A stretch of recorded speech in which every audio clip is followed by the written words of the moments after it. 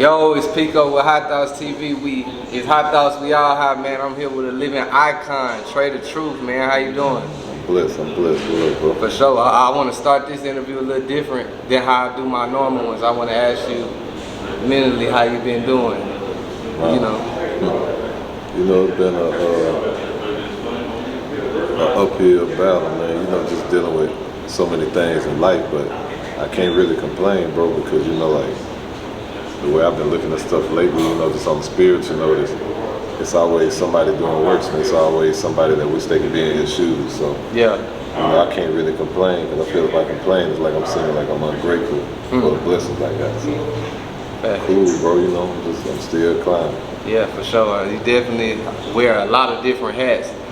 One thing I always wanted to ask you, because being hands-on with the music, being hands-on in the community, which one do you feel like you had a passion or fell in love with first? Was it the music, or was it bringing joy to other people's lives and helping others that need it? All of them, bro. And it's crazy you ask that question, but definitely all of them, right? Because the give back part naturally just always been my heart. That's been that since I was a child, you know what I'm saying? Yeah. The music, man, when I say music, like, I do music for different reasons than most people. That's how I've been, you know what I'm saying? Different people have they go-to, some people they like may revolve around basketball, or some people when they going through their situation, they like may revolve around just sitting back, getting high, drinking, chilling. Like mine is, my go-to is my music. That's how I just let it out, regardless of it's anger, happy, hurt, frustration, you know what I'm saying? So that play a big part too. And then the third one out of the community music is fatherhood. And I love my kids. I love my kids, and I love everybody else's kids at the same time, because I take care of a lot of kids, man. So if you balance the three, I don't really know which one more important to me at this moment, but if I had to lean towards, I'd say being a father and just being the shoulder that a lot of people can lean on. Yeah, for sure. And like I said, that's a job, just wearing all those different hats. How do you balance, caring for other people's kids, being the daddy, to your own, then, helping up and coming artists out here, then, you got your own career, your own businesses? Well, I think, honestly, man, I'm built to work under pressure.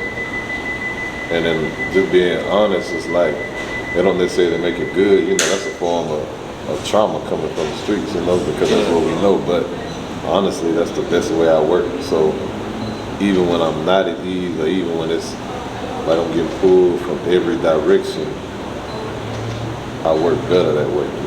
It's crazy as it may sound, when things seem normal, that's when I really go in panic mode, like, I'm trying to figure out what's really going on. Normal, yeah. I feel that, yeah. Okay, so how do you see your role in shaping the culture out here in Houston? Just playing my part to be a big homie, man. If you go back to check the history of everything I've done, man, I've always been influential. I've always set tones to do different things, you know what I'm saying? But not even just here, just across the world, like even within the last 5 to 10 years, you can honestly say I'm one of the people responsible for making it cool to give back. You know what I'm saying? When you go to looking at interviews, I'm one of the first few that bring my child smack dab in the middle of interviews and do me. So it's like I've always done that.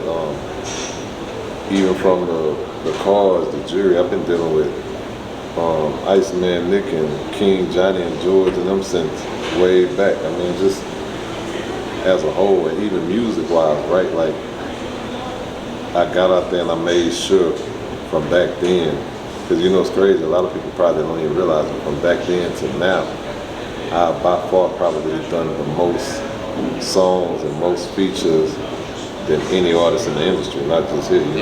You got to think, man, I was dealing with people as they was in their primes. You go to think of Lil Wayne, you go to think of the Rosses, you go to thinking of the Jadakiss, you go to thinking of everybody in their own realm, even from the Jocks, when everybody was in their own realm to blowing up and hitting their peak, I've been right there. Like, probably one of the only people in history that got Kendrick and J. Cole on the same song. Facts. Yeah. Then you go to think Kevin Gates tell people all the time, I was the first person to give him a chance and put him on TV. So it's like, man, I've always just been influential in my own way.